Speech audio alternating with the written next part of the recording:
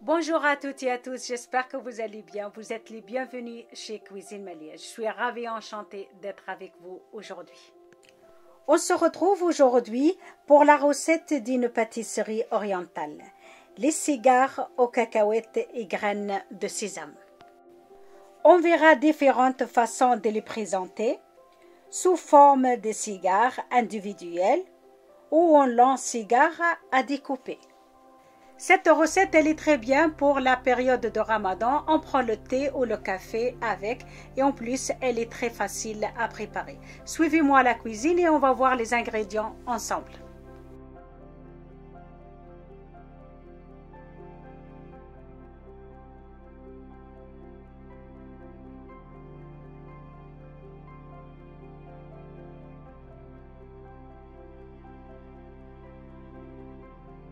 Pour préparer cette recette magique, mes amis, il me faudra de pâte phyllo, de beurre, des graines de sésame, des cacahuètes mixées, un sachet de sucre vanille et de miel.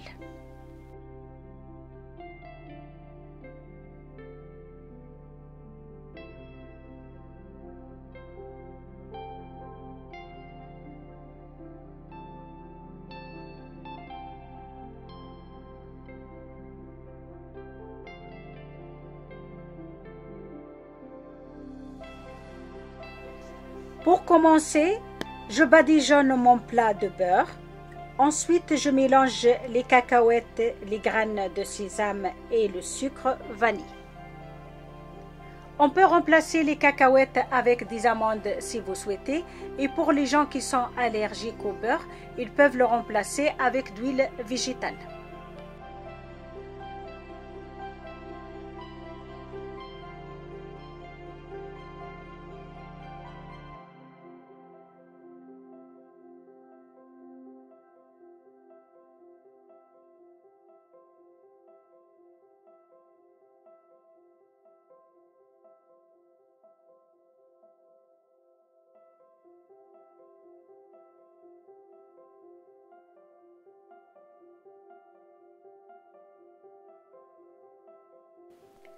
Je déroule ma pâte phyllo et je badigeonne les feuilles de beurre. Après ça, je dispose le mélange de cacahuètes, graines de sésame, sucre vanille sur ma pâte phyllo, que j'enroule par la suite. La pâte phyllo, mes amis, on peut préparer beaucoup de recettes avec, sucré ou salé. Surtout la période de Ramadan, on peut remplacer les feuilles de briques avec, par exemple, on peut préparer des cigares salés, on peut préparer la pastilla, on peut préparer de baklawa avec, elle est extraordinaire et ça nous rend beaucoup service, surtout lorsqu'on est pressé et on veut préparer des recettes rapides. مرحبا بكم الناس الكل في كوجينة مالية. اليوم اصحابي وحبايبي باش نحضروا مع بعضنا السيجار هذايا تحفون برشا وما يتطلبش برشا وقت الحقيقة وما يتطلبش برشا مكونات باش نحضروه.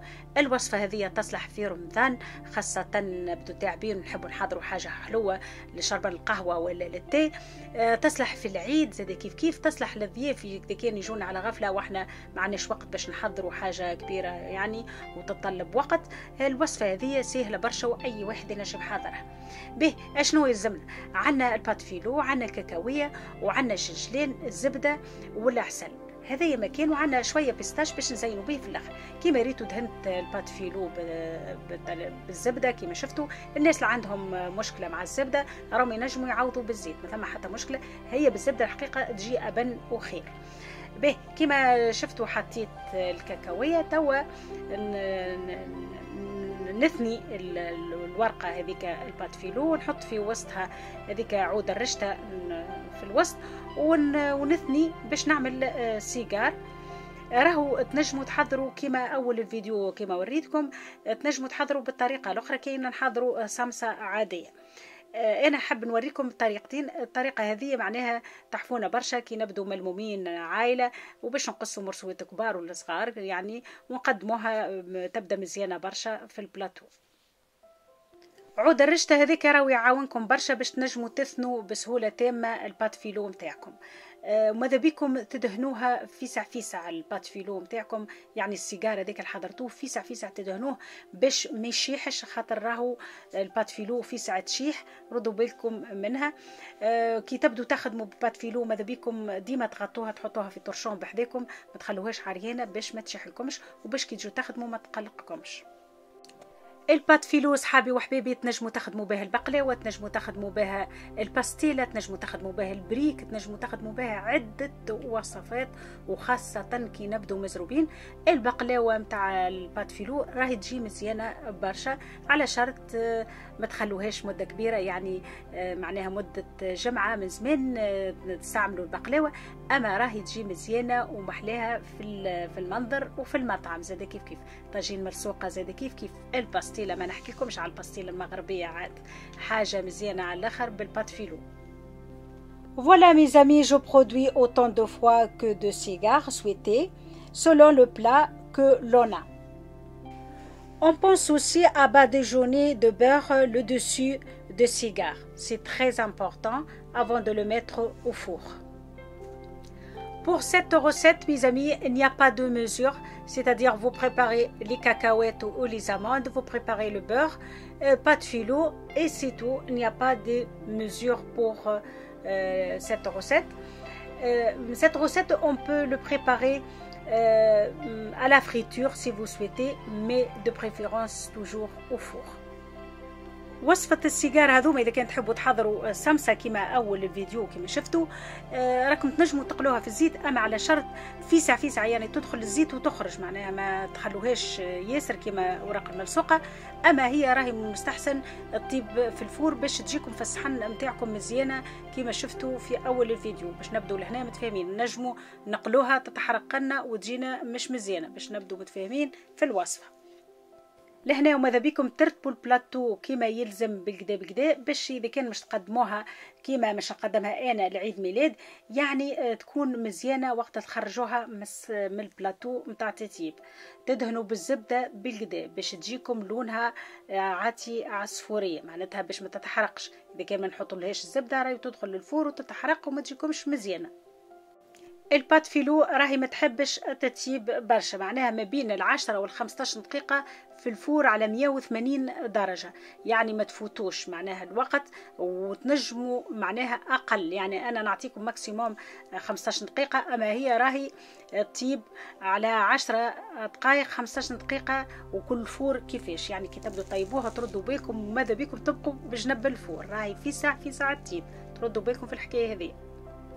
Pour le miel, mes amis, vous pouvez utiliser de miel qu'on l'achète ou vous pouvez préparer de miel à la maison.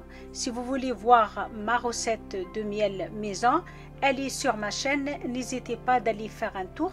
De toute façon, je vous laisse le lien au barre d'infos. بالنسبة للعسل أصحابي وحبيبي تنجموا تحطوا عسل يعني حقاني، عسل حقيقي، وإلا العسل نطيبوه في الدار كما نطيبوه للمقروض. إذا كنت تحبوا تشوفوا الوصفة متاعي راهي موجودة على القناة، ما عليكم كان تمشيوا تعملوا دورة، وفي كل الحالات نحط لكم الرابط متاع العسل في صندوق الوصف إذا كنت تحبوا تشوفوا الوصفة من الأول حتى الآخر.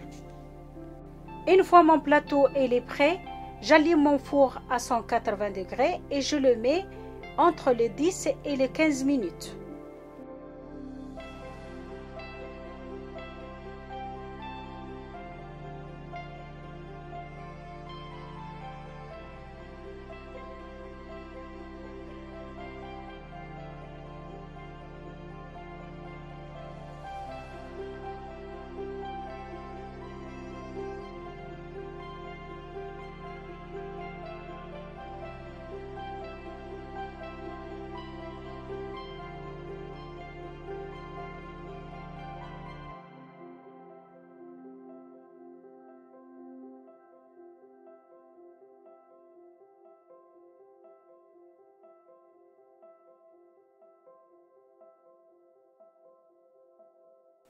وصفة العسل هذه صحابي وحبايبي ناجحة 100%. إذا كنت تحبوا تمشوا تشوفوها نعاود لكم مرة أخرى، راهي موجودة على القناة، وعندي أكثر من وصفة متاع تحضير العسل في الدار.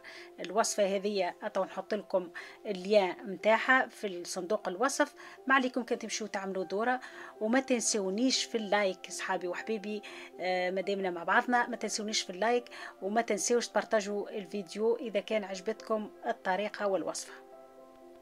Notre plateau de cigare est prêt, il me reste que j'ajoute de miel et c'est parfait. Cette recette de cigare, elle est extraordinaire, surtout pour prendre le thé ou le café avec la famille et les amis. Si vraiment vous avez aimé la recette, n'hésitez pas à vous abonner, à partager la vidéo. Mettez la cloche en marche pour que ne vous ratez pas mes recettes et mes idées. Si vous voulez me contacter sur Instagram, Facebook, c'est Cuisine Marie. Mes amis, je vous souhaite une bonne soirée et à bientôt. Et bon appétit. اصحابي وحبابي بلاتو السيجار حضر كما تشوفوا، ما شاء الله ما شاء الله، حاجة مزيانة على الآخر، حاجة تشرف على الطاولة. الوصفة هذه ما تتكلفش وما تطلبش برشا وقت باش نحضروها. نجمو نحضروها بالجلجلين، نجمو نحضروها بالكاكاوية، بالتمر والجلجلين، نجمو نحضروها بالفستق، بالبوفري، وباللي نحبو احنا ونشتهوه، وكل قدير وقدره. الوصفة هذه بنينة على الاخر، ما نحكيكمش الريحة فيها في الدار نودكم ولا نشهيكم. واللي زادها بنة على بنة هاك العسل هذاك اللي حطيته عليها مفوح بعود قرنفل والمسكة الحرة والقرفة والكركم، حاجة روعة روعة. إذا كنت تحبوا تشوفوا الوصفة من الأول حتى الآخر متاع العسل، ما عليكم كان تمشيوا تعملوا دورة هاكا موجودة في القناة. إذا كان عجبتكم الوصفة ما تنسونيش تبارتاجوا الفيديو مع الأصحاب والأحباب، تحطوا الكومنتير، تحطوا الناقوس يمشي باش أي وصفة توصل لكم. إذا كنت تحبوا تتصلوا بي على الانستغرام وإلا الفيسبوك، راهو كويزين مالية بصدر رحب نجاوبكم على أي سؤال تسألوه. ما يبقى لي كان نقولكم تبقاو على خير وفي أمان الله، وإلى اللقاء.